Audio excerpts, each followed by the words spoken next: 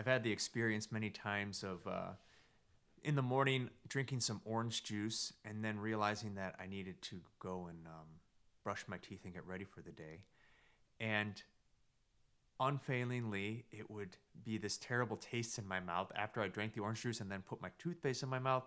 It just, they don't mix. That tanginess of the citrusy flavor and then the minty stuff of the toothpaste. You know the feeling probably. It's not good. And it's like I can't get away from that sort of sensation or that kind of the mixture of those unless I make sure to space that out. Like I have the orange juice earlier, or I don't brush my teeth. I don't recommend doing not brushing your teeth, but there's something about it that the two don't mix. You can't bring in the toothpaste until the orange juice is totally out. Um, and that's kind of my sort of metaphor for what I think it looks like for us with sinfulness and holiness. That we can't really truly begin to grow in true holiness unless we can acknowledge our sinfulness and that we can acknowledge that it can't stay there, that it has to go.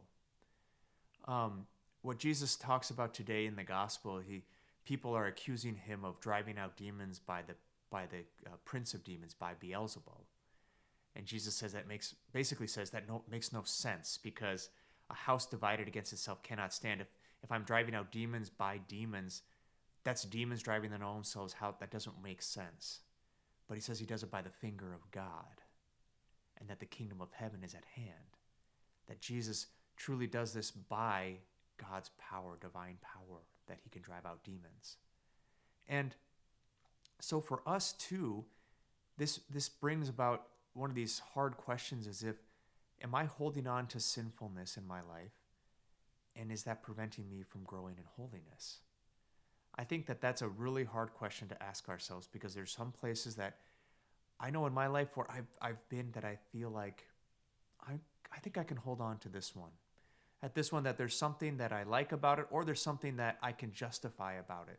That I can justify talking about people behind their backs because I just need to blow off some steam or I just need to explain a situation to someone and I end up really defacing or devaluing a person to this other person.